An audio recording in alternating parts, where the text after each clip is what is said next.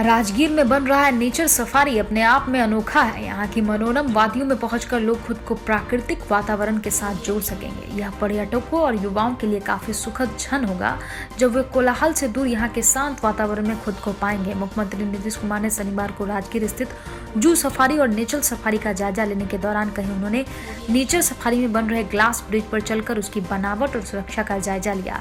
इसके बाद अधिकारियों को इसमें कुछ अन्य सुधार करने का निर्देश दिया। वहीं नेचर सफारी में निर्माण किए जा रहे जीप लाइन, औषधीय वन आदि का भी जायजा लिया। उन्होंने कहा कि यहाँ तक पहुंचने के लिए बेहतर सड़क और सुरक्षा की पुख्ता व्यवस्था की जाएगी। यहाँ आने वाले लोगों को, खासकर युवा वर्ग को, बहुत कुछ सीखने और देखने का अवसर मिलेगा। इससे यहाँ आने वाले पर्यटकों में और इजाफा होगा। राजगीर में ग्राउंड वाटर निकासी पर लगेगी रोक, लोगों को मिलेगा गंगा जल। मुख्यमंत्री नीतीश कुमार ने कहा कि राजगीर में पानी की समस्या को देखते हुए अब गहरी बोरिंग पर रोक लगाई जाएगी। लोगों के घरों से लेकर विभिन्न संस्थाओं में गंगा का पानी पाइपलाइन से पहुंचाया जाएगा। उन्होंने कहा इसके लिए तेजी से काम चल रहा है। उन्होंने कहा भूगर्भ जल के दोहन के कारण यहाँ कुछ समस्याएं आ रही है, उसको पूरा किया जाएगा। उनका इशारा गर्म कुंड के झरना में भूगर्भ जल स्तर के कम होने को लेकर था। उन्होंने कहा कि राजगीर में कई योजनाओं पर काम चल रहा है। उन्होंने नेचर सफारी में सोलर ऊर्जा से बिजली उत्पादन के प्रयास की सराहना की है। राजगीर के नेचर सफारी पार्क 500 एकड़ वन क्षेत्र में विकसित किया जा रहा है। यहीं पर जमीन से 250 फुट की ऊंचाई पर पारदर्शी ब्रिज का निर्माण किया गया है। इसकी कुल लंबाई 85 फुट और चौड़ाई 6 फुट है। इस अवसर पर चंचल कुमार, संजय इकबाल, गोपाल प्रसाद, डीएम योगेंद्र सिंह सहित डीएफओ डॉक्टर नेशा मनी सहित अन्य मौजूद थे।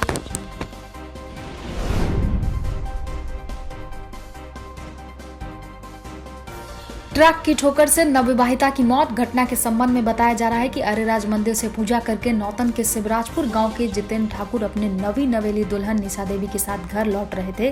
तभी अचानक झाखरा गांव में अज्ञात ट्रक की चपेट में आ गए और इस हादसा में निशा की मौत हो गई है। जानकारी के अनुसार बीते 11 दिसंबर को निशा और जितेंद्र की शादी हुई थी। इस घटना की खबर से शिवराजपुर गाँव का माहौल गमगीन हो गया है और परिजनों में कोहराम मचा हुआ है।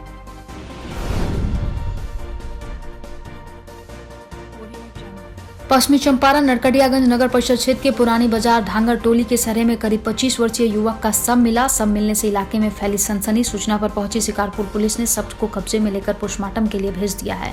परिजनों ने हत्या करने की आशंका जताई है। शिकारपुर पुलिस मामले की जाँच में जुट गई है। बिहार के उप मुख्यमंत्री रेणु देवी और बिहार भाजपा के प्रदेश अध्यक्ष ने बेतिया में लगाया किसान चौपाल सम्मान कार्यक्रम। कहा केंद्र और बिहार की सरकार किसानों के लिए हर वह संभव प्रयास करेगी जिससे किसानों को आमदनी लागत से होगी दुगुनी। नहीं चलेगा बिचौलियों का बोलबाला। किसान के फसलों का कीमत सीधे जाएगा अब उनके खातों में। किसान चौपाल सम्मान कार्यक्रम में सम्मिलित हुए सैकड़ों की तादाद में किसान। इस संबंध में बिहार की उप मुख्यमंत्री रेणु देवी ने बताया कि आज जो किसान है वह केंद्र की सरकार द्वारा किसान का बिल समर्थन ही समर्थन मिल रहा है और जो बिचौलिए हैं वो हल्ला हंगामा कर रहे हैं। पंजाब, हरियाणा और दिल्ली के जो बिचौलिए हैं या उनकी चालबाजी है। वह इस संबंध में बिहार भाजपा के प्रदेश अध्यक्ष डॉक्टर संजय जायसवाल ने बताया कि बिहार के सभी किसान माननीय नरेंद्र मोदी के साथ है और चंपारण के किसान तो खास करके आभारी हैं कि जिस प्रकार गन्ना के किसानों के लिए अलग से धनराशि पहली बार व्यवस्था केंद्र की सरकार ने की है। आज जहाँ भी किसान चौपाल का कार्यक्रम हो रहा है वहाँ हजारों की संख्या में किसान सम्मिलित हो रहे हैं। साथ ही उन्होंने कहा कि माननीय स्वर्गीय अटल बिहारी वाजपेयी की जयंती 25 दिसंबर के अवसर पर बिहार के प्रत्येक प्रखंड में किसान बिल के इस कानून के समर्थन में कार्यक्रम होगा और उसी दिन भारत के प्रधानमंत्री नरेंद्र मोदी किसानों को संबोधित करेंगे।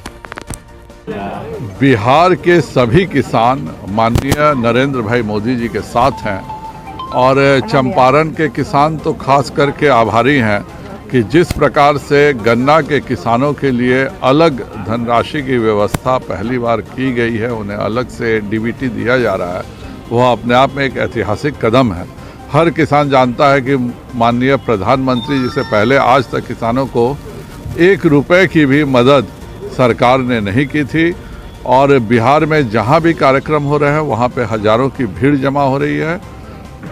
एक विधानसभा में हम लोगों ने तय किया कि हम किसानों को इसके बारे में संवेदनशील करेंगे और 25 दिसंबर जो हमारे श्रद्धेय अटल बिहारी वाजपेयी जी की जन्म जयंती है, उस दिन हम लोगों ने निर्णय किया है कि बिहार के प्रत्येक प्रखंड में हम किसानों के समर्थन में कार्यक्रम करेंगे। इस कानून जदयू के बंगाल में चुनाव लड़ने की चर्चा के बाद बिहार की राजनीति में एक शीत युद्ध छिड़ गई है। जदयू और भाजपा के शीत युद्ध में क्या बिहार में भाजपा जदयू रिश्ते में भी तपिश का अनुभव हो रहा है? अपने गृह जिला कटिहार दौरे पर 2 दिन के लिए पहुंचे उप मुख्यमंत्री तारकिशोर प्रसाद ने सवाल के जवाब पर कहा कि ऐसा कोई बात नहीं है, सभी राजनीतिक पार्टी का अपने अपने राजनीतिक पृष्ठभूमि तलाशने का अधिकार है। वैसे इस मुद्दे पर राष्ट्रीय नेतृत्व पूरे विषय को देख रहा है, लेकिन बिहार में ऑल इज वेल है। क्या होगा बिहार में इम्पैक्ट है? नहीं, ऐसा कुछ नहीं है। हम लोग राजनीतिक दल के रूप में काम करते हैं। बिहार में एनडीए गठबंधन के हम सब घटक दल हैं और हम लोग बहुत बेहतर ढंग से सरकार चला रहे हैं और पूर्व में भी लगभग 12-13 वर्षों तक हम साथ रहे हैं और बिहार को हम लोग काफ़ी आगे तक ले गए हैं। पश्चिम चंपारण शिकारपुर थाना के रमौली गांव में विद्युत पोल पर काम करने गए एक युवक की करंट लगने से मौत हो गई है। घटना के करीब 1 घंटे तक मृतक का शव विद्युत पोल पर ही झूलता रहा। ग्रामीणों की सूचना पर विद्युत प्रवाह बंद किया गया। मृतक की पहचान रमौली गांव निवासी मैनेजर राम के रूप में हुई है। घटना के संबंध में बताया जाता है कि घर की विद्युत आपूर्ति खराब होने पर वह तार जोड़ने के लिए एक पोल के ट्रांसफार्मर से बिजली काटकर पोल पर चढ़ गया। पोल पर चढ़ने के बाद वह तारों को जोड़ रहा था। इसी क्रम में वह करंट की चपेट में आ गया। सूचना पर पहुंची शिकारपुर पुलिस ने बिजली मिस्त्री के शव को पोस्टमार्टम में भेजने का प्रयास किया, किंतु उसके परिजनों ने शव को पोस्टमार्टम में भेजने से इनकार कर दिया। थाना अध्यक्ष कृष्ण कुमार गुप्ता ने बताया कि घटना की सूचना मिली है, पुलिस अधिकारी को घटनास्थल पर भेजा गया है, किंतु उसके परिजनों और अन्य ग्रामीण शव को पोस्टमार्टम में भेजने से इनकार कर रहे हैं। उधर ग्रामीणों ने बताया कि मृतक सूदन पंजाब में रहकर मजदूरी करता था। उसकी मौत से परिवार में मातमी सन्नाटा पसरा हुआ है। सभी का रो रो कर बुरा हाल है।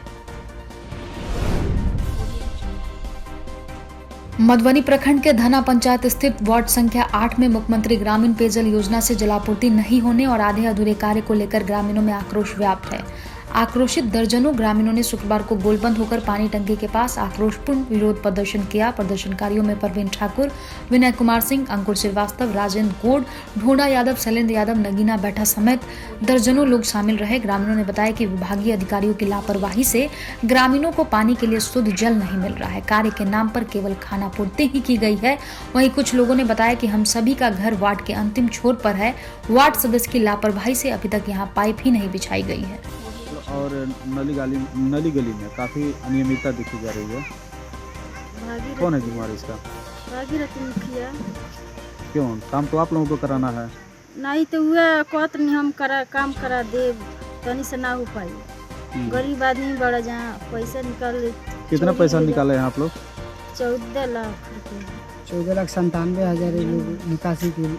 14 लाख तो गरीब आदमी बड़ा जहाँ चोरी डकैती हो जाए तो कहाँ से दबा जाए? पानी क्यों नहीं चल रहा है? कई जगह सड़कें जो है अधूरी हैं। तो अभी पैसा कौन जिम्मेवार इसका कौन है? पैसा फसल वो इस काम अभी नहीं खेल काम कराएं तब नहीं। नल जल का काम कौन करवाया? मुखिया जी कराया।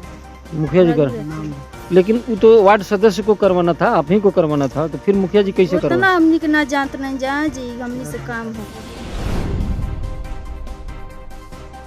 मझौलिया परसा पंचायत के वार्ड 3 नारायणपुर में किसान चौपाल का आयोजन किया गया। किसान चौपाल में किसानों को उन्नत और आधुनिक तरीके से खेती करने के बारे में जानकारी दी गई। आत्मा विभाग द्वारा दी जाने वाली किसान पुरस्कार के बारे में विस्तृत जानकारी दी गई।